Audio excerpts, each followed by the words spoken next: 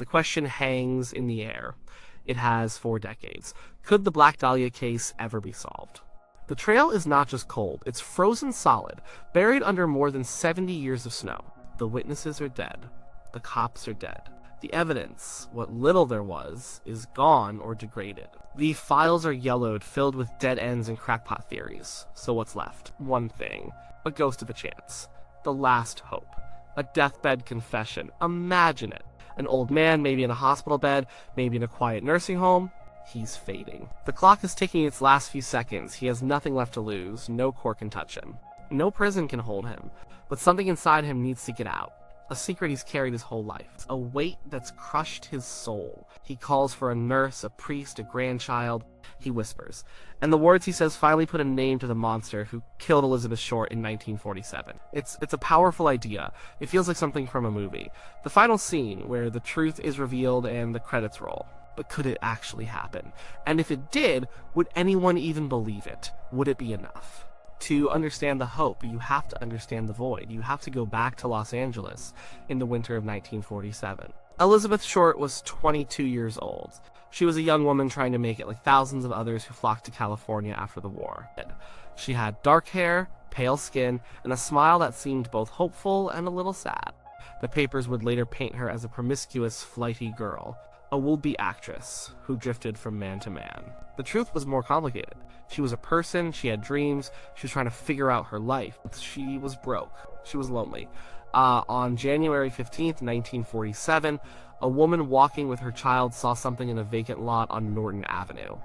She thought it was a mannequin, discarded and broken. It wasn't a mannequin.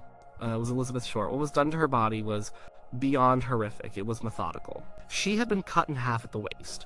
Her body was drained of blood. It was scrubbed clean. There wasn't a drop of blood at the scene. This meant she was killed somewhere else and dumped there. The killer had posed her body. He cut a smile into her face, a grotesque gash from ear to ear. And it was a message. An act of pure, calculated rage. The case exploded. The newspapers in LA were in a circulation war. They grabbed onto the story like sharks. They needed a name.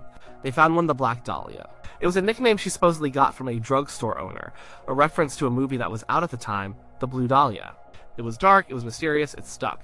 The press turned Elizabeth Short into a caricature. She wasn't a person anymore, she was a puzzle, a sexy, tragic ghost. The police were overwhelmed. The killer started to play games. He called the newspaper, telling them to expect souvenirs from Beth Short. He mailed them a package. Inside were her birth certificate, social security card, and photographs. The items had been cleaned with gasoline, wiping away any fingerprints. He sent taunting notes, cut and pasted from newspapers. Here it is. Turning in Wed, Jan, 29, 10 a.m.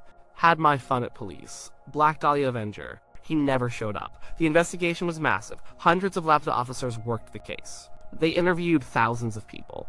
Soldiers, medical students, Hollywood figures, petty criminals. Everyone was a suspect, and everyone had a theory. The list of potential suspects grew to a ridiculous length. And then nothing. The trail went cold, the letters stopped, the killer vanished. He melted back into the world, leaving behind a butchered body and a mystery that would haunt America for the rest of the century. The case was never closed. It just faded, but it never really went away. It became a part of LA folklore, a dark cornerstone of the city's identity. Books were written, movies were made. Every few years, a new suspect would be named. A new theory would pop up, but none of it ever led to a real answer. This is why the deathbed confession is so compelling, because everything else has failed. Forensic science can't help. There's no DNA from the scene. The physical evidence is long gone. Traditional detective work is useless. The people you would need to interview are all gone. So we are left with this one final possibility, that the killer, or someone who knew the killer, decides to talk before they die. Let's break down what that would look like. A confession is just words. On its own, it means very little. The Black Dahlia case was a magnet for liars and lunatics. Dozens of people confessed over the years. The police had to wade through all of them. They were all fakes. People wanting attention. People who were mentally ill. People who just wanted to be part of the biggest story in town. So how would you tell a real deathbed confession from another lie? The key is information. The police in big cases like this always have what they call holdback details. Facts. That only the killer and the police would know. They don't release this information to the public. It's their filter. It's how they separate the real leads from the noise. When a supposed confessor comes forward, they ask them about these details. If they don't know them, they're a fake. The problem is, after more than 70 years, what holdback information is even left? The Dahlia case has been picked apart by so many authors and amateur detectives. So much information and misinformation is out there.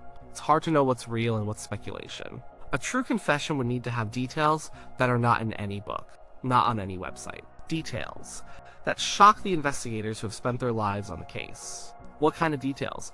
Maybe the exact location where she was killed. Not just a house, but a specific room in a house. She was in the back bedroom of the house on Elm Street. There was a stain on the floorboards under the rug. We never got it out. Something that could, even now, potentially be verified. Maybe the house is still standing. Maybe the murder weapon, not just a knife, but a specific kind of knife, a surgical tool, a butcher's knife from a specific set, something unique. It was my father's old hunting knife, the one with the deer antler handle. I threw it in the La Brea tar pits. Maybe something personal about Elizabeth Short, something she said in her final hours, something she was carrying that no one knew about. She had a ticket stub in her pocket from the Biltmore Theater. I took it. This is crucial. The killer was the last person to see her alive. He would know things about her last moments that no one else could. He would know what she was wearing under her coat. He would know the last thing she ate. But even those details might not be enough. Memories get twisted over a lifetime. An old man's mind can play tricks. He might have read a book on the case 30 years ago and now believes he was there. His memories are a mix of fact and fiction. So the ultimate proof would have to be something physical. It's in a trophy, it's a grim thought, but killers often take souvenirs, something to remember their crime, something to hold on to. In the package the killer sent to the press, Elizabeth Short's address book was missing a few pages. He kept them. What if the dying man said, "Look, in the false bottom of my old toolbox, there's a leather-bound book. The missing pages are in there." If those pages were found and they could be authenticated as belonging to her address book, that would be it. That would be the smoking gun. That would be the end of the mystery. Or maybe a photograph. A picture he took of her before or after the murder. Something no one has ever seen. Something that proves he was there. This is the dream scenario, the perfect ending. But reality is messy. Let's consider the person giving the confession. Why would they do it? After a lifetime of silence, why talk now? Guilt is the obvious answer. A lifetime of carrying that secret could be an unbearable burden. As death approaches, the fear of judgment, either from God or from their own conscience, might become overwhelming. They need to unload it. They need someone to know it's not about forgiveness. It's about release. But there could be other motives. Vanity. The killer might see himself as a historical figure. He committed the perfect crime. He outsmarted the entire lap dead. He created a legend. Maybe he doesn't want to die anonymously. He wants to take credit. He wants his name attached to his work, as monstrous as it is. He wants the world to know how clever he was. Or maybe it's not the killer at all. Maybe it's a family member, a son or a daughter. Imagine growing up knowing your father was a monster. You saw things. You heard things. Maybe you found a bloody shirt in the laundry when you were a kid. Or maybe you saw him with a woman who looked like Elizabeth Short. You lived your life in fear and silence. But now he's dead, and you're old. You feel a duty to the truth, a duty to Elizabeth Short. So you come forward and tell the story. My father, John Smith, killed the Black Dahlia. Here's how I know. This is a very real possibility, a secret passed down through a family, a toxic inheritance. Let's think about some of the famous suspects. Could a deathbed confession point to one of them? The most well-known suspect is Dr. George Hodel. He was a prominent LA doctor with a dark side.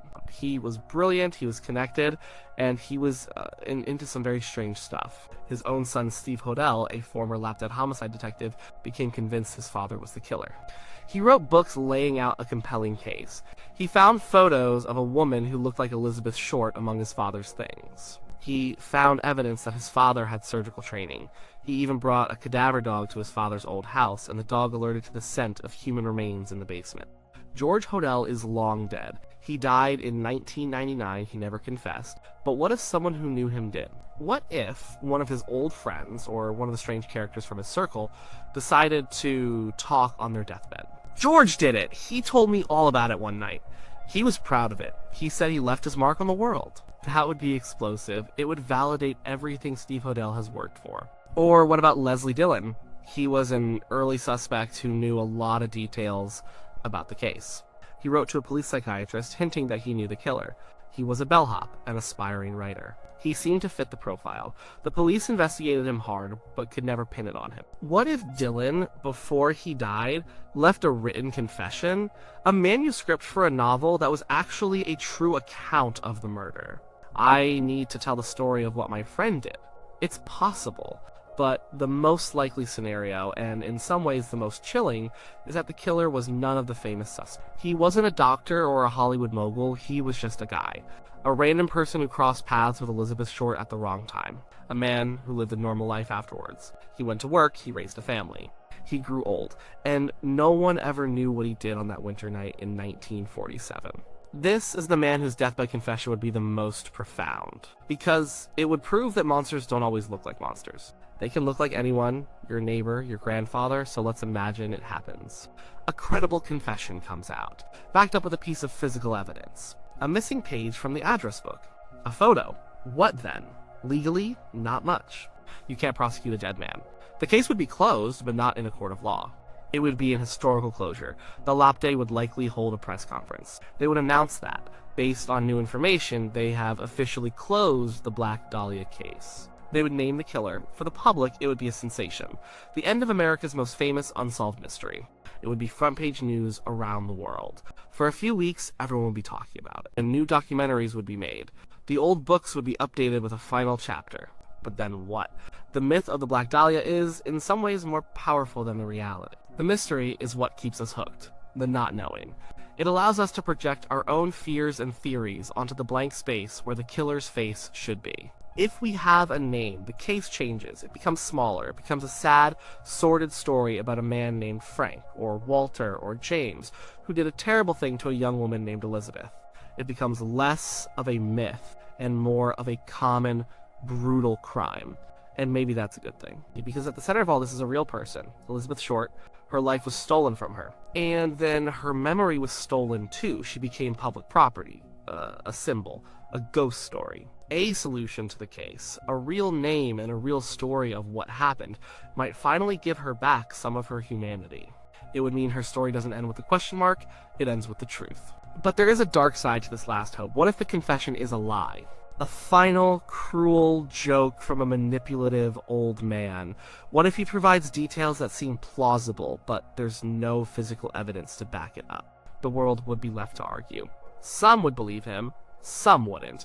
The mystery would just be replaced by a debate. It wouldn't be closure, it would be a new chapter of confusion. And what about any remaining family of Elizabeth Short? Would this bring them peace, or would it just dredge up the horror all over again?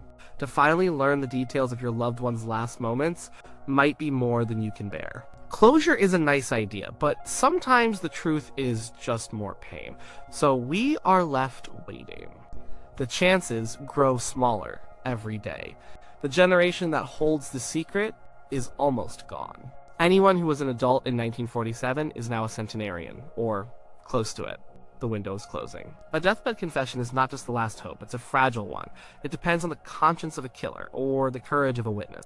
It depends on a person deciding that the truth is more important than a lifetime of secrets. It's a long shot, a 1 in a million chance, but the Black Dahlia case has always been about the impossible. An impossible crime, an impossible investigation, maybe it demands an impossible solution. A whisper from the edge of the grave, a final, flickering light in a darkness that has lasted for more than a lifetime. It's the only hope we have left, and as long as it exists, the ghost of Elizabeth Short doesn't rest. And neither do we. We keep listening for that whisper.